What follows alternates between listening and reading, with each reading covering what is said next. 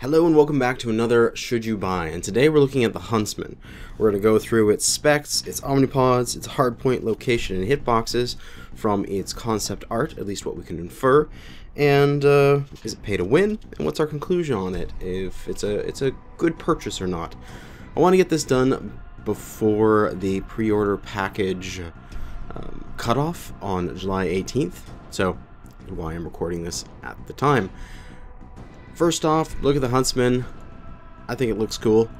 I think the special camo is kind of interesting, but really, camo is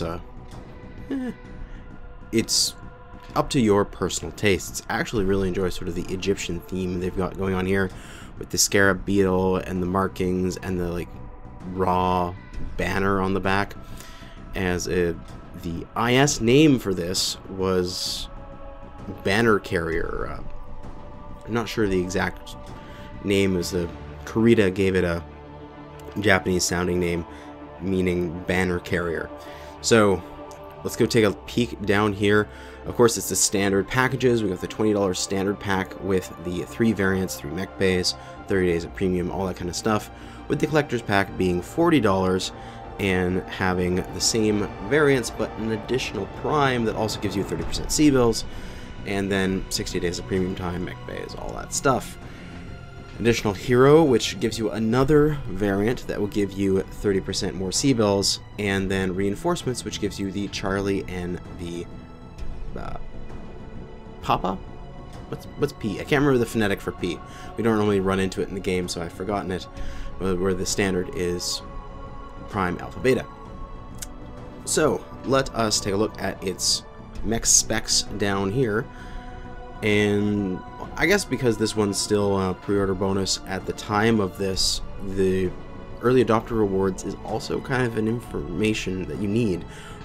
Radar deprivation is one of the modules, and that's a very, very, very strong module, and Clan ER medium laser range is extremely useful as well. So there is 2 modules in there that are well worth the C-bills that you would normally have to spend on them. And ooh, I can just barely get it in here. I can see everything at once, so we can see the variants and the stuff. But it's a 50-ton Clan medium with a 250 XL engine going 81 kilometers an hour. It has ferrofibrous endo steel, and this one has 11 double heat sinks, but the base is 10. So for these variants here that have more than the 10, you're going to be able to remove those heat sinks, so they're not fixed. So like the hero has 14 doubles, but 4 of those could be removed. The jump jets you cannot remove though. It has 5, and they're half a ton each for 2.5 tons of fixed jump jets. No ECM, no mask. So let's go and take a look at our mech theory crafting for the Huntsman. It's 50 tons here, its engine is at 250, with the XL weight at 12.5, speed of 81 with a tweak speed of 87.1. This is the exact same speed of a Nova, just so if you want to get a comparison out there, you can go and run around in a Nova, and that's how the Huntsman will feel. The structure is 2.5 tons for its endo steel, and max armor with Clan ferrofibrous is 8.8 tons, with 2.5 tons of its fixed equipment of those jump jets, resulting in 23.7 tons of pod space. This is very, very strong for a 50-tonner, with 47% pod space available. If we take a look at where it fits up against other mechs, we can see the Huntsman here, 48%, it is very strong. It has more raw tonnage than the Stormcrow, at the Stormcrow being another 5 tons heavier than it. It has 2 tons shy of what the Mad Dog has. It has basically the same tonnage as the Hellbringer.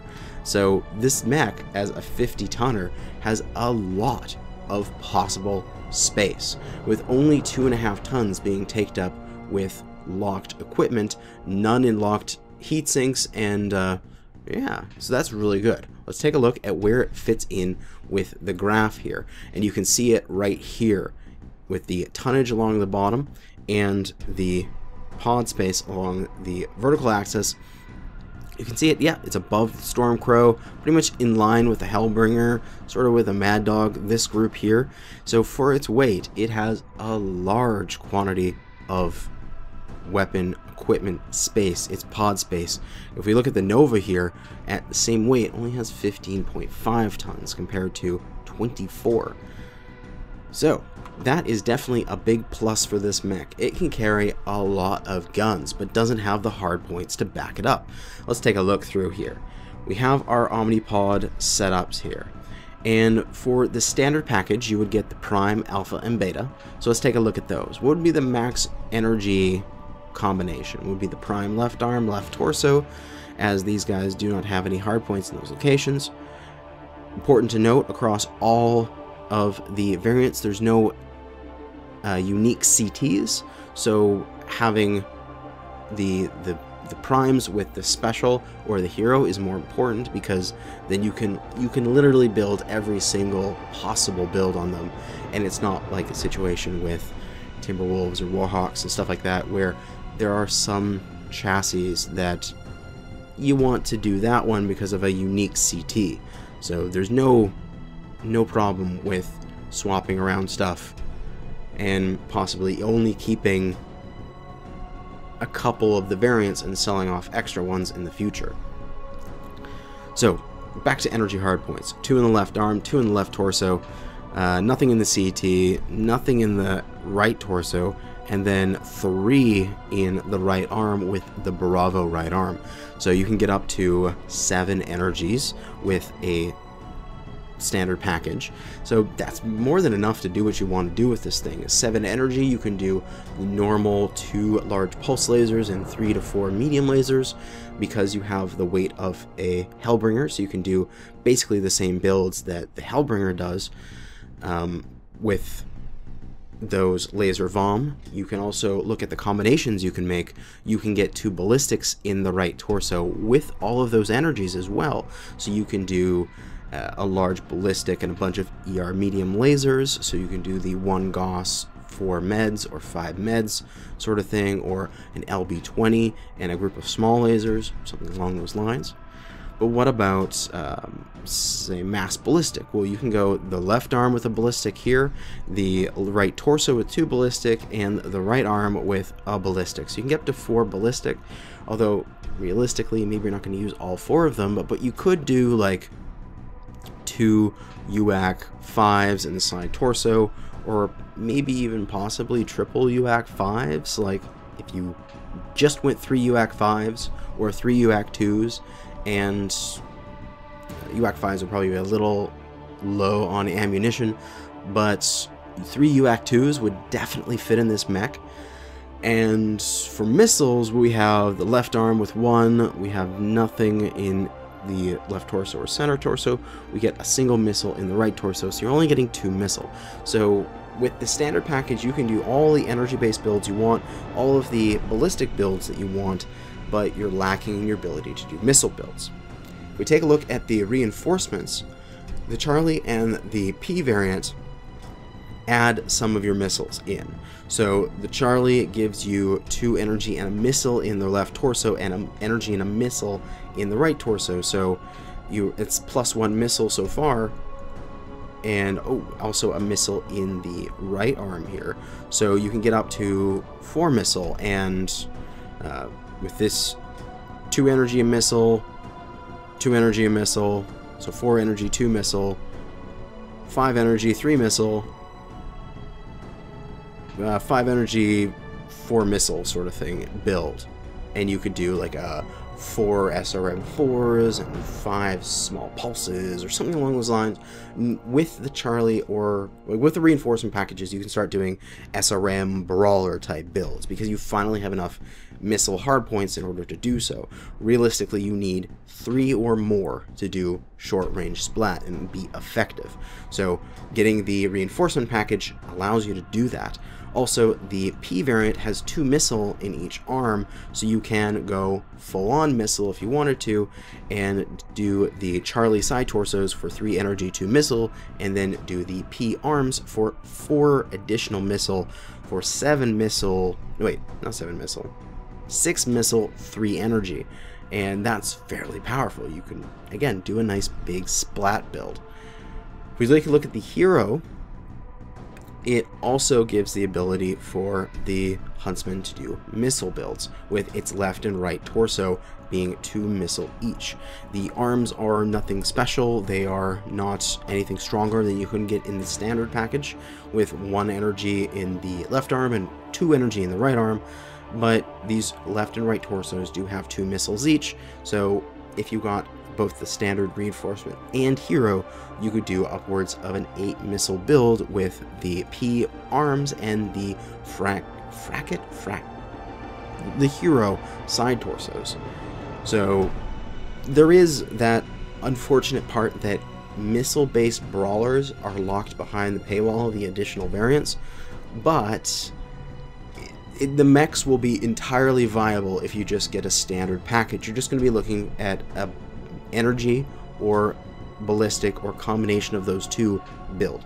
You're not going to be really able to do missile effectively without spending additional money.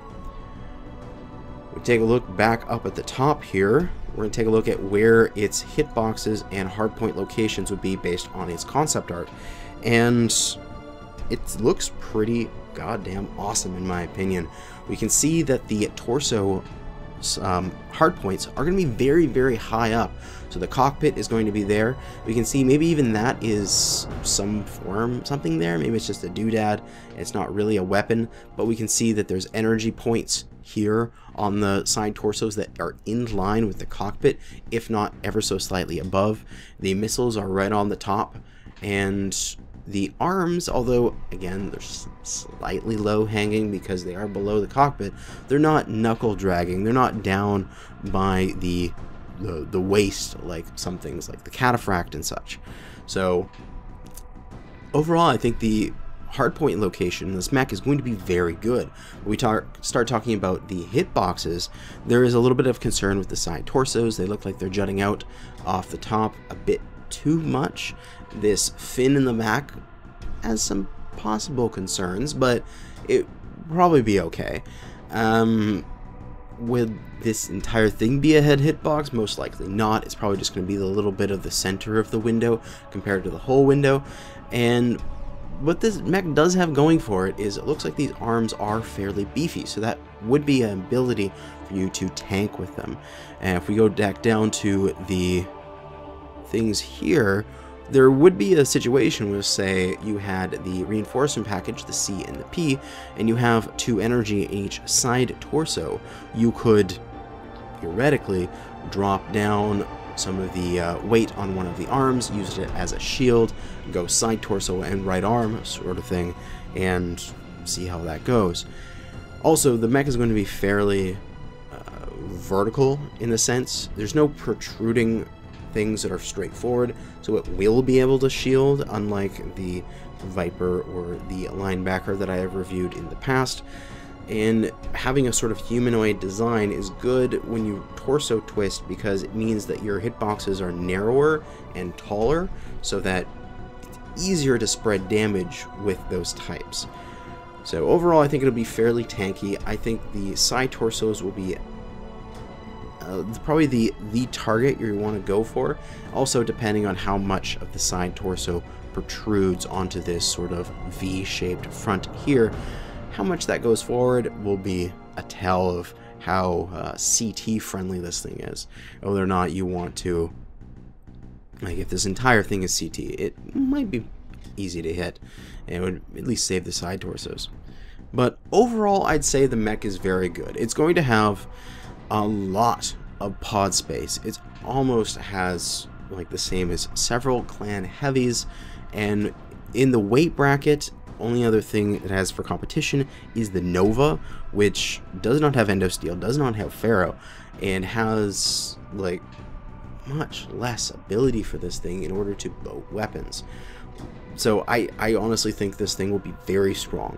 I would encourage people who are looking for a like a nice, powerful 50-ton clan medium, it would be worth a purchase, in my opinion, to have a C-bill generating variant like the plus 30% C-bill variant, because, like I said before, there's no defining center torsos you can build anything on your C-Build variant, making it even better. Yeah, I'd say it's great. The only downside to it is it's going to be slightly slower than a lot of the other clan mediums. So it's going to be the same speed as the Nova because it only has an XL250, but the Nova isn't that bad once you get used to it. So it's just that'll be the one thing, is it won't be going the 100 kilometers an hour that a lot of mediums seem to be going these days. Other than that, it'll kick ass if you're looking for a strong medium that will be able to keep like energy and ballistic builds with the standard packages. If you want missile builds, you gotta buy a hero or buy the reinforcement pack. And other than that, I recommend it. I'm really looking forward to this mech, and we'll be playing it a bunch, and it might become my new favorite. I don't know.